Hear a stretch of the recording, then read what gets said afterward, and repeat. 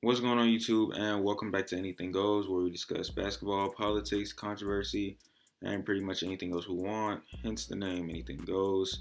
If you like this video and you want to see more basketball content, make sure to hit that like button, subscribe, turn on that notification bell, and without further ado, we can get right into the video. So, as we all know, and as of course I would know, the Phoenix Suns just traded for Chris Paul, CP3. Man, this is like I'm so excited.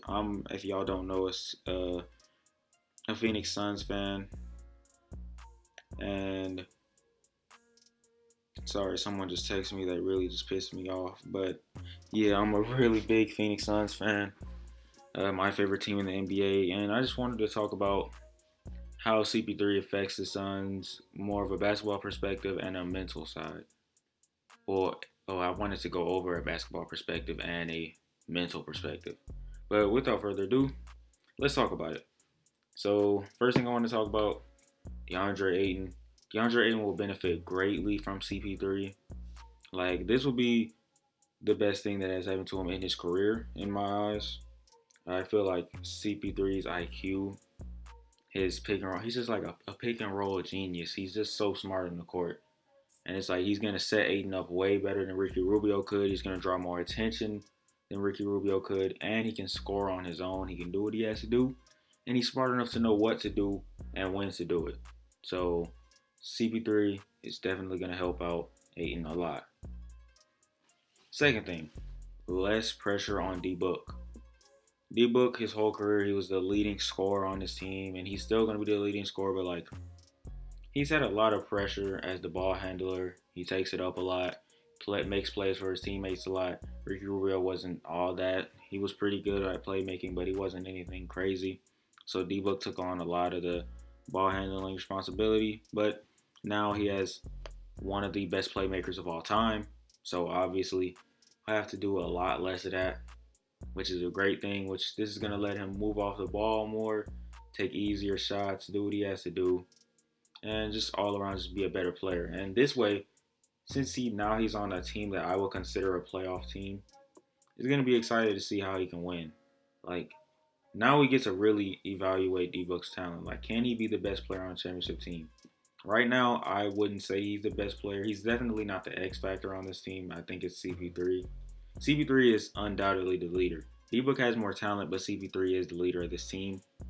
So this season right here, this is going to be a way to prove that D Book can play winning basketball. And I've always thought he could, but this is going to like put it in stone. Like this is like writing on the stone tablet right here.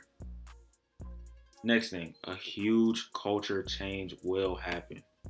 With CP3 comes a winning culture. This is why he was one of the most sought after players this offseason.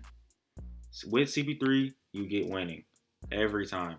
The Houston Rockets, the Oklahoma City Thunder, the Los Angeles Clippers, all of these teams, when CP3 was on their team, they were winning teams. The Oklahoma City Thunder, they were better with CP3 than they were with Russell Westbrook, who was supposed to be an MVP candidate. And I have a video coming out on why I don't think Westbrook ever deserved it, or not. He didn't deserve it, but why he was never a superstar in my eyes. So I'll definitely come out with that video soon. Let me know what you guys think about that. But huge culture change.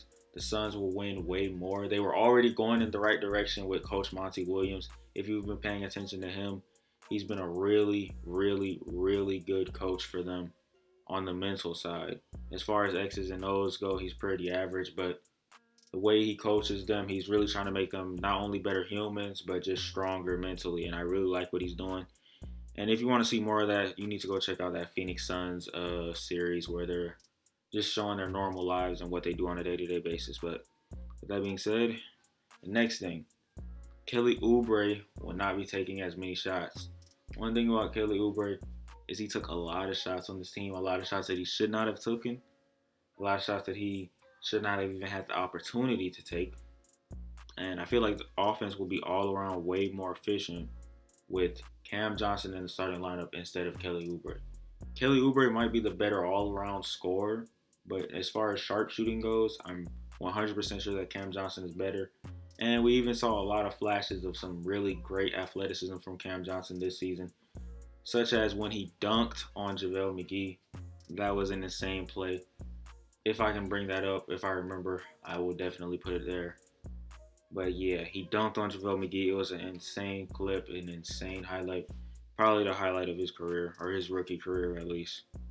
And he led the league in 3 points. He led the rookies this season in 3-pointers made, or the percentage or something like that. But anyways, the last positive I have, this is a huge upgrade from Ricky Rubio. The Suns were already a pretty good team in the bubble with Ricky Rubio. So imagine you basically have, he plays better defense than Ricky Rubio. He passes way better than Ricky Rubio. And not only that, right? So he's a better passer, better defender. He's a better shooter than Ricky Rubio. This is going to open up the court way more than Ricky Rubio ever could in his career. We're talking about DeAndre Ayton and CP3 pick and rolls. Him opening the court up for D-Book to really go to work. You know what I'm saying? This is stuff like that. D-Book having someone like CP3 to pass to when he's in trouble. Like, it's going to be fun to watch. Now, some things that worry me. First thing, CP3 is getting old. It's the truth. He's like 36. And I'm not that type of guy. Like, you can, in my eyes, you can be like 36, 37 and still be a great NBA player like Steve Nash. Steve Nash is like 34 to 36 in his prime, quote unquote. Great player, great passer. And he played for the Phoenix Suns too. So I'm not saying that I don't think it's possible for him to be good, but I don't think he's going to take a step back this season. But the season after, I feel like there's going to be a pretty noticeable step back in his game.